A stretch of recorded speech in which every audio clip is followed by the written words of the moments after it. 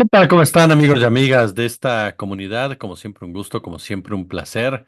Al ratito a las 21:30 en Encuentros estará con nosotros Juan Carlos Monedero hablando precisamente de este tema de la reforma judicial que sin duda alguna trasciende fronteras y que tiene varios aspectos importantes que discernir con este gran personaje de la política. Y también quiero yo compartir algunas expresiones con ustedes al respecto de todo lo que se ha venido comentando y sobre todo de cómo se ha venido manejando este asunto y de lo que en un momento dado deberíamos de aspirar incluso como poder judicial. A ver, de entrada.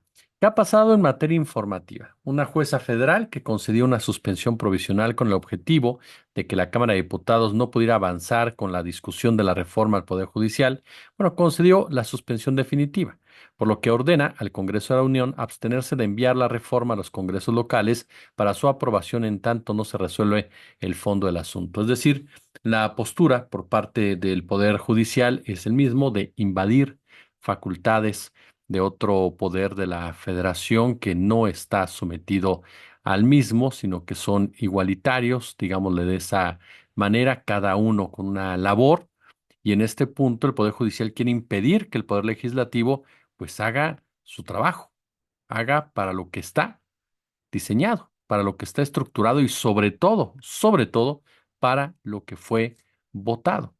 Pero es, insisto, el comportamiento por parte de los jueces que vienen a confirmar una y otra vez la necesidad de reformar a este poder. En este marco, la Fiscalía General de la República impugnó la resolución de la jueza federal que concedió esta suspensión de oficio y ordenó a la Cámara de Diputados suspender la discusión y aprobación de la reforma judicial. Así que la Fiscalía General de la República ya impugnó dicha resolución. Ahora, eso en el terreno jurídico que sin duda alguna todavía tiene mucho que quedar y veremos qué sucede cuando la reforma judicial sea una realidad. Las comisiones de estudios legislativos y puntos constitucionales del Senado, el Senado de la República, como ustedes saben, es el nuevo escenario de la disputa por la reforma judicial, en donde estarán pendientes los medios de comunicación, los diversos analistas, a donde llegarán las protestas por parte de los trabajadores del Poder Judicial, por parte de los estudiantes de las diversas facultades de derecho que no están a favor de esta medida, aunque hay que mencionar también en este marco que se dieron manifestaciones tanto en la Suprema Corte de Justicia por parte de estudiantes que sí están a favor de la reforma judicial, que fueron a clausurar la Suprema Corte de Justicia. Hubo manifestaciones también en Ciudad Universitaria. Y esto es muy importante, si ustedes me permiten el pequeño paréntesis, muy importante para combatir la narrativa que había sido lanzada ya por los medios corporativos, por la clase política y también por el propio poder judicial, que ya trascendió fronteras, porque incluso si ustedes revisan información en Estados Unidos, en Canadá, en España, en otros puntos, pues hay medios conservadores, bueno, medios capitalistas en realidad, quienes afirman que los estudiantes de todo México se han levantado en contra de la reforma judicial, lo cual es una de las grandes, grandes mentiras de esta tramposa estrategia para revertir dicha propuesta del presidente Andrés Manuel López Obrador. Y estas manifestaciones por parte de los jóvenes en Veracruz, en el Estado de México, en Baja California, en diversos puntos aquí en la ciudad, pues vienen a confirmar que no son todos los estudiantes, no son todos los jóvenes los que han salido a manifestarse. Son jóvenes que de una u otra manera se ven afectados precisamente en sus intereses, se ven afectados en el concepto que ellos tienen de desarrollo profesional y personal y por lo tanto deciden salir. Que ellos se hayan abrogado el derecho de considerarse los herederos del 68 o se hayan autonombrado como una especie de movimiento, movilización nacional que incluye a todos y cada uno de los planteles académicos, bueno, ese es problema de ellos. Y realmente quien quiera creerles. Por supuesto que sí son numerosas sus manifestaciones, no son pocos los estudiantes de derecho en México, obviamente respaldados por sindicatos respaldados, bueno, no sindicatos, quito, respaldado por trabajadores del Poder Judicial, respaldados por políticos también. Hay denuncias que ustedes me han hecho llegar, siendo tan amables como siempre, de que había gente que ni siquiera eran estudiantes, que eran gente de otros lados, más vinculados directamente con intereses empresariales. Pero la realidad es que no podemos hablar de un 68 ni de chiste, ni podemos hablar de que los estudiantes de México han salido a repudiar la reforma judicial y han salido a respaldar a Norma Piña y han salido a defender a el Poder Judicial. No, eso no es así. Y estas manifestaciones a favor de la reforma lo dejan claro, por supuesto. Habrá gente que te diga, pues son chairos, son pagados por Morena, son grupos de choque. La realidad es que, como se los he manifestado, tanto derecho tiene uno como el otro. Pero al final de cuentas, al haber jóvenes de la Facultad de Ciencias Políticas, por cierto, de la UNAM, que son los que salieron a manifestarse en contra de la reforma, pues dejan muy en claro que no es representativa de la UNAM ese tipo de expresiones por parte de la Facultad de Derecho. Bueno, pues ellos estarán presentes en el Senado sin duda alguna. Por cierto, que en la Suprema Corte de Justicia no salió Norma Piña a escuchar a los jóvenes que sí están a favor de la reforma. Tanto están afirmando y quejándose de que el presidente no los escucha, de que el presidente no escucha a los jóvenes, de que Morena no escucha a los jóvenes. Bueno, cuando ellos tienen la oportunidad de hacerlo, tampoco lo hacen. Y esto confirma simplemente la incongruencia con la que se mueve Norma Piña y con la que se mueven muchos de los integrantes de la Suprema Corte de Justicia. Ya se los decía por la mañana. Si hubieran tenido un poco de dignidad, un poco de congruencia, un poco de ética, hubieran renunciado. Así de sencillo, no se hubieran esperado. Si lo hacen para pues justificar que ellos son unos cruzados por la democracia, por las instituciones, respetuosos de la ley, pues sinceramente nadie se los cree porque no tuviera sido un paro laboral en el cual estás decidiendo ya no cumplir con tus tareas principales, pero eso sí, seguir ganando tu salario, ¿no? Entonces, me parece que está más que evidente muchas de las carencias en cuestión de empatía con un país, con una sociedad por parte del Poder Judicial. Ahora, reitero, el Senado será el escenario precisamente de todo esto. La Comisión de Estudios Legislativos y Puntos Constitucionales ya recibieron la minuta de la reforma a este Poder Judicial enviada por la Cámara de Diputados, turnada por la mesa directiva para iniciar su dictaminación el domingo a la 1 de la tarde. En sesión de Comisiones Unidas, cuya convocatoria fue cuestionada por los senadores de oposición por su premura, sin los procedimientos legislativos debidos, la presidenta de la Comisión de Puntos Constitucionales, Ernestina Godoy, sostuvo que se dictaminará rápido y sin pausas. Es muy importante seguir lo que mencionó Claudia Sheinbaum. Cada uno de los protocolos legislativos es determinante. ¿Por qué? Porque ese es el mensaje de que la reforma es democrática, de que la reforma va porque va, pero desde una óptica respetuosa como tal. Y esto es un mensaje importante no para la oposición partidista electoral que está en el suelo, no para empoderarlos, no para que la minoría tenga una voz mayor, no, no, no, sino para que aquellos empresarios, aquellos integrantes de poderes fácticos como es el económico, que se sientan nerviosos, pues vean que efectivamente que la mayoría calificada de Morena, otorgada por la población, no es algo a lo que le tengan que temer per se, aquellos que actúen de manera correcta. Ahora, ¿qué fue lo que dijo? Por eso me parece que Claudio Sheinbaum toma esa determinación hace unos días de solicitar ese tipo de procesos sin que esto signifique, por supuesto, retrasar la reforma. Ahora, en este marco es que el presidente de la mesa directiva del Senado, Gerardo Fernández Noroña, aseguró que Morena y sus aliados ya cuentan, así lo dijo, ya contamos con la mayoría calificada para la aprobación de la reforma al Poder Judicial. Una noticia que ha levantado ámpula porque por números no le alcanza a Morena y sus aliados para hacerlo por sí solos. Necesitan definitivamente por lo menos dos legisladores. Y por lo tanto, en ese sentido, comienzan a surgir las preguntas de quiénes serán los que decidan pasarse del otro lado, quiénes serán los panistas, los priistas, los emesistas quienes den el brinco para apoyar la reforma judicial, porque dice Fernández Noroña que ya tienen los números. Adán Augusto ha insistido que con 85 lo logran. No es así, ¿eh? Hay diferentes interpretaciones, pero llevar esto al terreno de la interpretación, híjole, me parece que sinceramente no no es muy inteligente. En realidad se tiene que buscar la operación política para poder convencer a dos legisladores del otro lado a que brinquen hacia Morena. Por supuesto que Claudio X González ya dio la orden de que nadie de la oposición se fracture, de que aguanten los legisladores de enfrente para poder evitar que Morena tenga la mayoría calificada. Hasta el momento todos los panistas han salido a decir públicamente que ellos no votarán a favor de la reforma. Algunos integrantes de Movimiento Ciudadano, como Alejandra Barrales, también salieron ya a comprometerse. Algunos priistas como Alejandro Moreno, quien abiertamente dijo, pues yo ya dije que no voy a votar por la reforma y si no lo quieren creer, pues me vale. Ya sabe usted cómo es Alejandro Moreno, que fue a regañar, por cierto, a Carlos Alarraqui allá a Típica TV.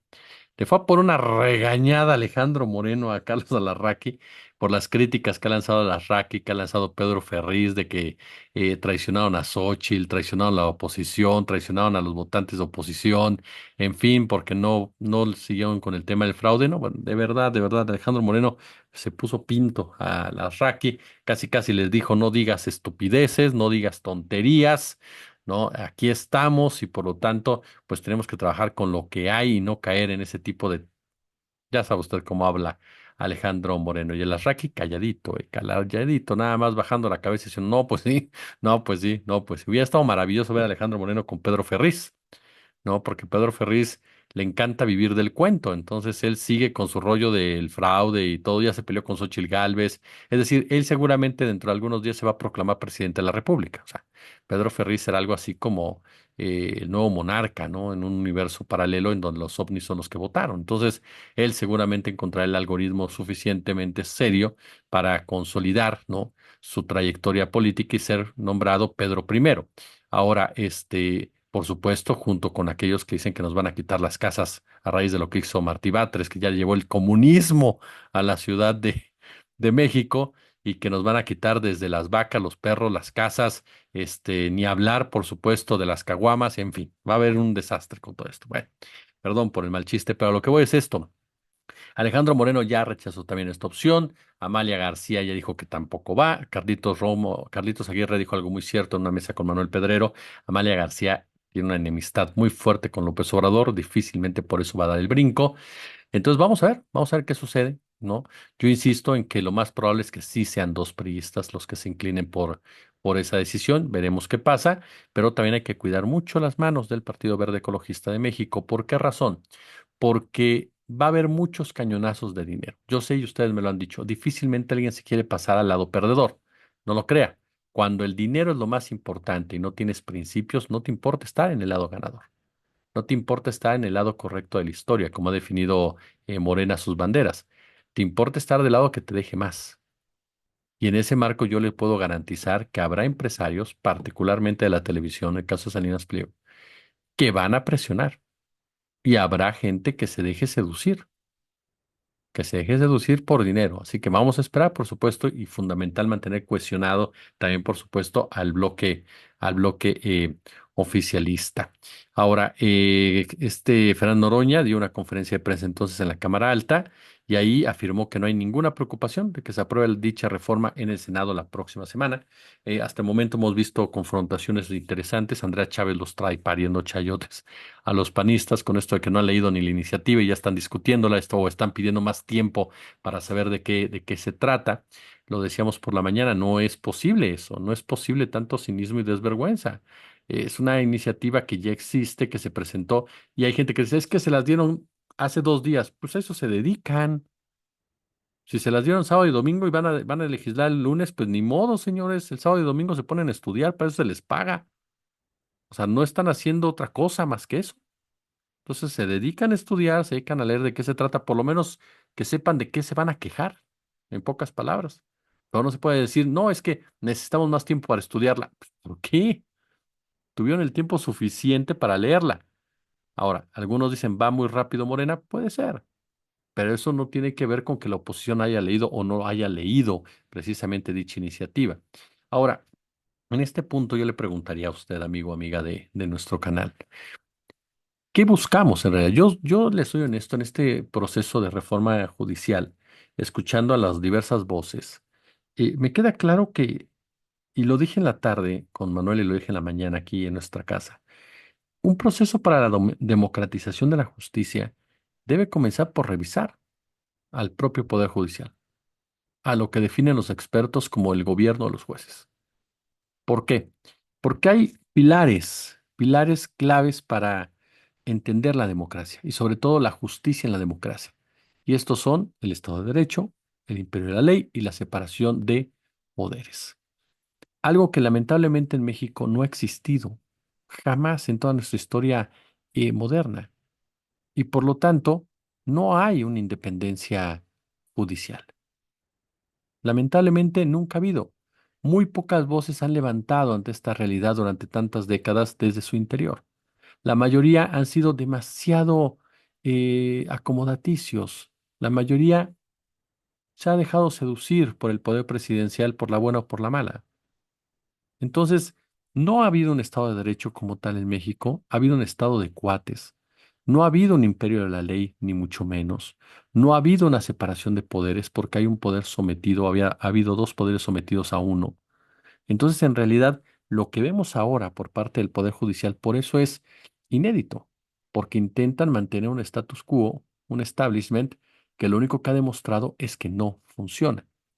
Ningún partido, ningún parlamento está en condiciones, por supuesto, de garantizar una independencia judicial. Por lo tanto, se necesita construir todas las herramientas, todas, insisto, como se los dije en la mañana, para que el Poder Judicial sea elegido y responda ante el pueblo. Esta iniciativa, hay voces que dicen es que al final de cuentas no lo va a elegir la gente porque va a haber un grupo en donde van a estar filtrando precisamente, depurando las listas de los interesados y se van a presentar por el poder legislativo, el judicial y el ejecutivo 10 propuestas, ¿no? A final de cuentas. Si no hay acuerdo entre entre los legisladores y el Poder Judicial, eh, podría presentarse una situación anómala que no, sinceramente, yo no lo creo. Le voy a ser muy honesto que se llegara a esos extremos, pero es posible, definitivamente. Son de esas cosas que se tienen que evaluar y saber qué hacer para garantizar que haya efectivamente propuestas de los tres poderes.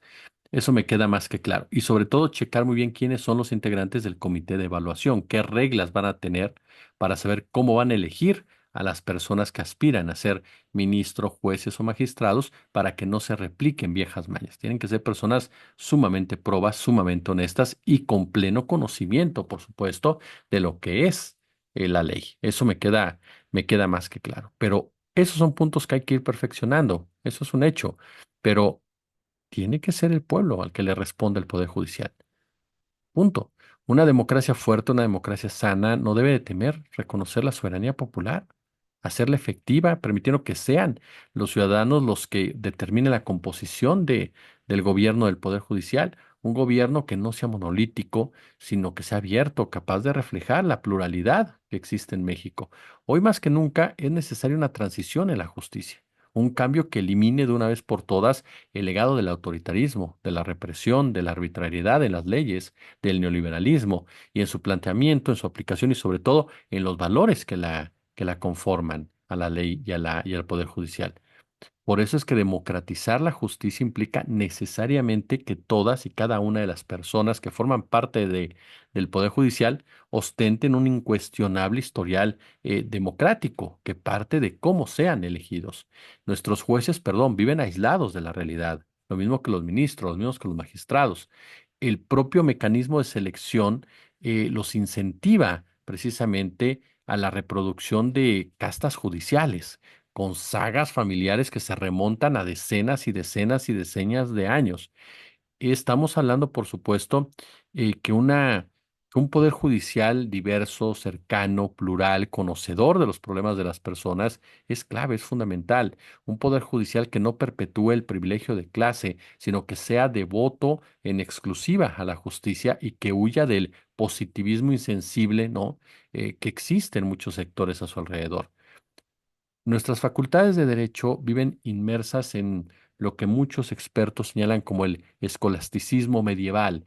Salvo honrosas excepciones, las mismas metodologías, los mismos sistemas de enseñanza enradecidos, los mismos contenidos apenas si revisados y ajustados, y todo esto al nuevo marco que son inculcados, que no enseñados a los futuros operarios jurídicos. Y nuestros abogados, nuestras abogadas, fiscales, jueces, magistrados, ministros, aprenden normativas de manera descontextualizada. Se aprende el derecho, pero no su relación con la sociedad, es decir, lo que debe de ser la justicia.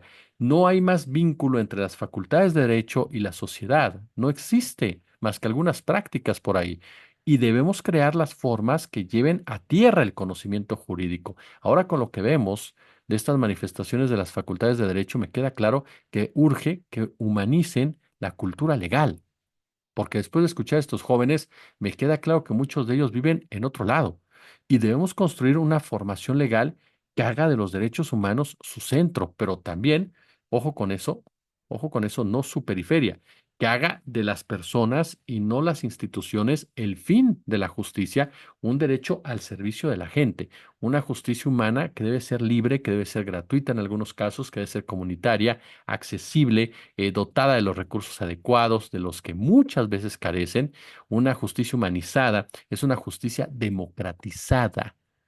Por eso es que a mí me llama mucho la atención cómo los medios buscan satanizar la reforma judicial y ahora han caído en este golpeteo en contra de Claudia Sheinbaum, asegurando que está sometida por López Obrador, de que López Obrador le está dejando una papa caliente, de que se van a pelear, de que van a mostrar diferencias, de que ella tiene que romper con López Obrador para poder tener un gobierno congruente. Es decir, siguen sin entender, sin observar y siquiera conocer lo que es Andrés Manuel López Obrador y lo que es la relación con la propia Claudia Sheinbaum, y en mucho es por ese sesgo que tienen desde los medios muchos corifeos, que en definitiva odian tanto a López Obrador, están tan enojados con López Obrador que le atribuyen actitudes que ellos sí replican, como es el autoritarismo, como es el machismo, como es el sometimiento del que está al lado. Sheinbaum y López Obrador difícilmente van a pelearse porque representan un mismo movimiento, porque van de la mano en un mismo sentido. A lo mejor tienen obviamente y van a tener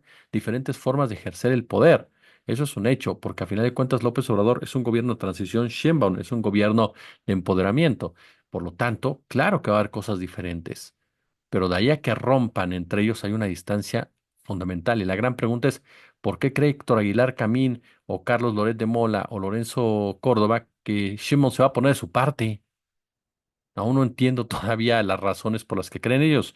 Y concluyo con esto. México vive una reconfiguración del poder. Eso es lo que estamos viviendo en la actualidad. Una reconfiguración del poder que por supuesto no le gusta a aquellos que mantuvieron el poder durante muchos años. Aquellos que presumieron de demócratas, pero que en realidad cuando la democracia empieza a funcionar, pues resulta que ya no es democracia, que ya es dictadura, porque ya ellos perdieron. Como siempre un gusto, como siempre un placer. Échale pulgar arriba al comentario si les gustó, compártanlo. Ya lo sabe usted, coméntelo, suscríbase y si son tan amables, si hay chance, super chat, super gracias, únanse al canal. Yo como siempre les agradezco por su atención y al ratito, Juan Carlos Monedero. Gracias. Como siempre un gusto, como siempre un placer.